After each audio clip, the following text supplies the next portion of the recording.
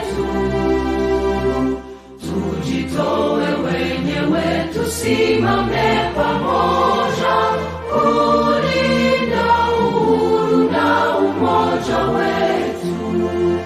Enyi Bwana na binti wa Afrika, mwili wa jua, mwili wa anga, tuifanye Afrika mti wa uzima. Tuungane sote, tuimbe pamoja, kuenzi shikamano hatima yetu. Tujitoe wenyewe kupambana pamoja, uhuru na umoja vitawale.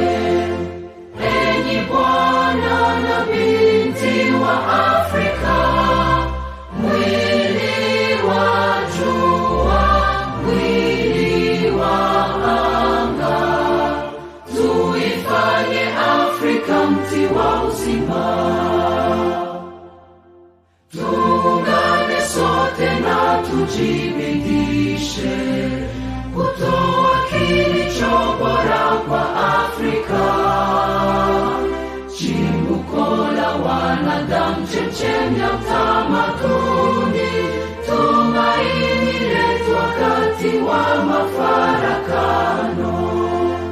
Enyi Bwana na binti wa Afrika, mwili wa jua, mwili wa anga, tuifanye Afrika mti wa uzima.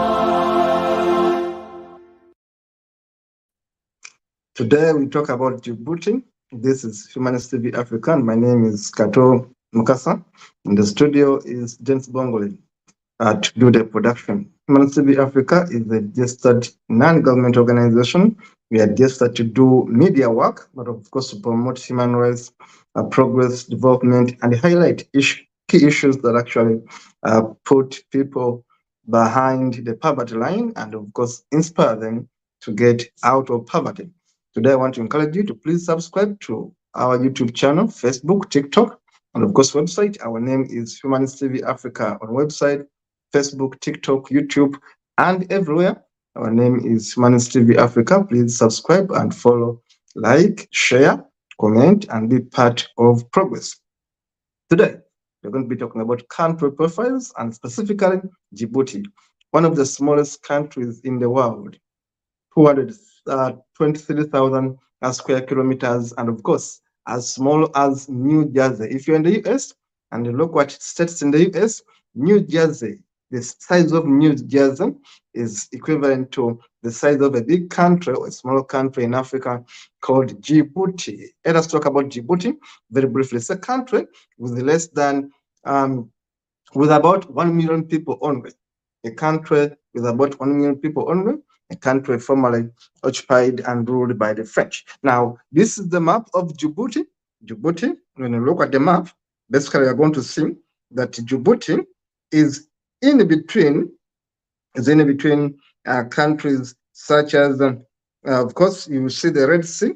It connects to the Red Sea and the Gulf of Eden, right there. And of course, the neighbors of Djibouti, as you can see, are Ethiopia, Somalia, and of course, you see it as strategically located in Africa, where you can easily link with the oceans around the world, and of course, you can easily travel within Djibouti and connect with the rest of Africa, this being a landlocked country. Now, you can see the Indian Ocean right there. You can see of course, what makes Djibouti unique in terms of minerals. Djibouti has granite, gypsum, marble, and of course, there are prospects of having petrol. There are prospects. It's not yet there, but they are trying to excavate it. They are trying to find ways of getting it out of Djibouti's soils. Djibouti, as you will see in our discussion, Djibouti is formerly a French colony, formerly a French colony that was occupied by the French for quite a number of years. And of course, it was once known as Somaliland between 1896 to 1967. Djibouti was once called Somaliland, and then it was a French territory, uh, specifically fighting for their independence from France, and they got their independence on June 27th, 1977. That is Djibouti. You see the neighbors, Eritrea right there, and of course Ethiopia and other countries such as Somalia surround Djibouti. By population, Djibouti is one of the smallest countries in the world in terms of population and size. It's about 1 million people as we speak today. And of course, it is ranked as one of the smallest in the world at about number 15, right there, right there. And one of the smallest, and of course, one of the poorest nations in the world is Djibouti. Now, when you look at this map, you see, of course, the climate and topography in Djibouti is quite a hot country, of course, with a mixed weather patterns here and there. There are rainfalls in Djibouti, and of course, a bit of dry wind in parts of Djibouti. Djibouti has people that are mixed with Arabs and mixed with Caucasians, and of course mixed with black people. When you look at Djibouti people, they are quite a mixed race people right there in Djibouti. There, they have a culture very strongly in their culture. They are highly influenced by the Islamic teachings and the Islamic traditions. Djibouti people are highly influenced by the Arabic culture, Islamic teachings, and all that.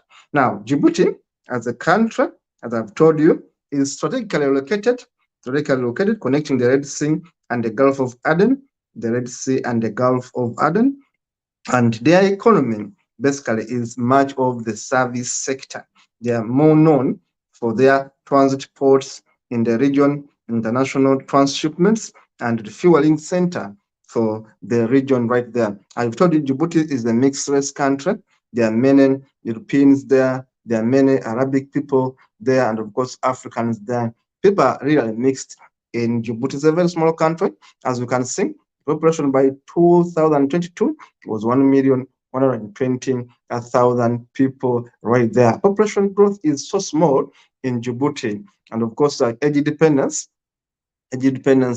is about 53% of working age group, of course, which means the rest are dependents. Urban population is high. Many people in Djibouti live in the capital city and other cities. The capital is called Djibouti. The capital city of Djibouti is also called Djibouti. Infant mortality rate is quite high. At 45 per 1,000 live births. That is quite challenging. And life expectancy is 62 years at birth. And that is Djibouti. Now, in terms of age distribution, there, we see that many people are actually between the age of 15 to 64 years. That is about 65% of the people in Djibouti are between 15 to 64 years. And of course, the young ones are quite also many, about 30%.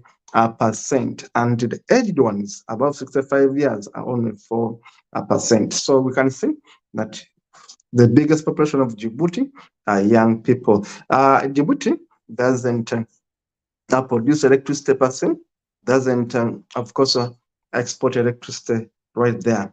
Now, we continue seeing more of Djibouti's production lines here. Djibouti has no oil, I should tell you. Djibouti doesn't produce oil, but there are prospects of producing oil in the near future. Of course, they consume oil, which means that they have to get it elsewhere. Now, airports are 13 in Djibouti. Cellular phones, 395,000 people have cellular phones there. Highways cover about 2,863 kilometers. Internet users, about 110,000 people there. Railways cover only 97 kilometers. Telephones, 36,000 telephone lines right there in Djibouti. Djibouti is a small country, as I told you, very, very small country, one of the smallest countries in the world. One of the smallest countries in the world is Djibouti. One of the smallest countries in Africa is Djibouti. The total area of Djibouti is only 23,000 square kilometers. 23,000 square kilometers. And of course, land area about the same. Water area is only 20 square kilometers. 20 square kilometers. And the coastline is quite big at 314 kilometers. Climate is desert, torrid, and dry. Yeah, when you're in Djibouti, be prepared for dry, torrid, and deserted climate. The terrain is generally coastal plain and plateaus separated by central arid areas, and of course central mountains. The lowest point there is the Laka Asal, and of course the highest point is Moussa Ali. That's the highest point right there in Djibouti. Now, in terms of who is who in Djibouti, the tribes, the areas, as you can see right on your screen. Of course, I told you Djibouti is blessed by the Gulf of Aden. Djibouti is also blessed by the Indian Ocean, not so far away from them. They have Somalia there for a neighbor, Ethiopia, Eritrea, and these are the neighbors there. Red Sea, not very far away from Djibouti. So Djibouti is strategically located. What sells Djibouti is its strategic location that you can easily go to the world just through Djibouti. Djibouti, the country that the Lake Assa, I talked about, the lake, the salt lake right there, Lake Abe, and other wonders of Djibouti, a very, very lovely country right there called Djibouti. Lake Abe and others that you can see, those are the things you'll see in Djibouti. Of course, Djibouti has the national parks such as the Day National Park and others. When you go to Djibouti, you're going to see animals such as the Greve zebra, Hamadryas baboon, the huntlers antelope, and the warthogs and other animals found in Djibouti. Those are special animals you only find in Djibouti. The Hamadryas baboon, the hunter's antelope, and the Greve zebra and warthogs. Those are the animals, among others, you are going to be able to see when you visit Djibouti. I told you, Djibouti is well spaced, of course. Despite the size, it has animals, it has special birds, it has the Red Sea, the Gulf of Eden, and of course the East African Rift Valley system right there as part of Djibouti. Djibouti is a lovely country, quite desert, quite arid, quite dry, a country right there with the good people. The people are few, but of course the country is also very developing. It's one of the poorest countries in the world. This country has been occupied by the French for a long time, and their influence is still felt today. Djibouti literacy rates are quite high. Unemployment is high, and child malnutrition is also high in Djibouti, as over 70% of the population live in cities, and the city is called Djibouti, as you can see on your screen. Djibouti is the capital city for Djibouti. Djibouti is also has a base for the Chinese People's Liberation Army Navy. It is located in Djibouti. Djibouti is in the Horn of Africa. We are going to be talking about the president of Djibouti in a minute. This man called Ismail, the president of Djibouti, is called Ismail Omar Guelleh, has served as the president since 1999, and in April 2021, he was re-elected for a 5th term. You can imagine, one president, 5 terms. Ismail Omar Guelleh is also known as IOG. Ismail Omar Guelleh was born on 27th November 1946. Is the current president of Djibouti. He has been in the office since 1999, making him one of the longest-serving rulers in Africa. He is often referred to as IOG. He is authoritarian in nature. He has ruled his country through authoritarian means. There are less freedoms in Djibouti. As Omar Ismail, he is known as a tough leader right there. He is into his 5th term in office. Remember that at independence, the first president was Hassan Gulay Aptidon. Was the first president there.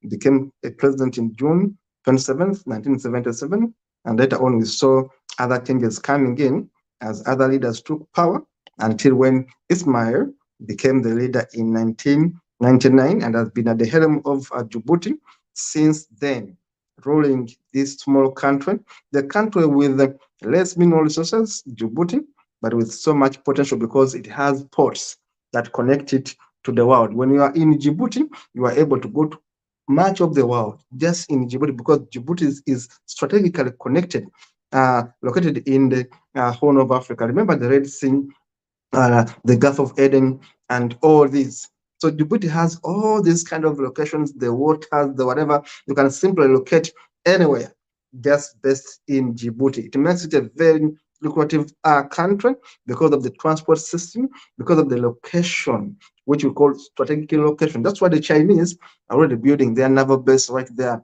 They have injected millions of dollars in Djibouti to simply have the strategic place called Djibouti, the city, and of course take over the location to be able to monitor the rest of Africa and the world. Of course, the French still have a presence in Djibouti, and of course, many European countries are interested in Djibouti thanks to their strategic location right there. Djibouti is a good country, beaches, lovely parks, lovely people. You can be one of the tourists there and see the beauty in this country. This is Man CV Africa. I want to encourage you to continue subscribing, share, love, like, comment, and be part of the team that is moving forward. Thank you so much for watching. See you in the next one.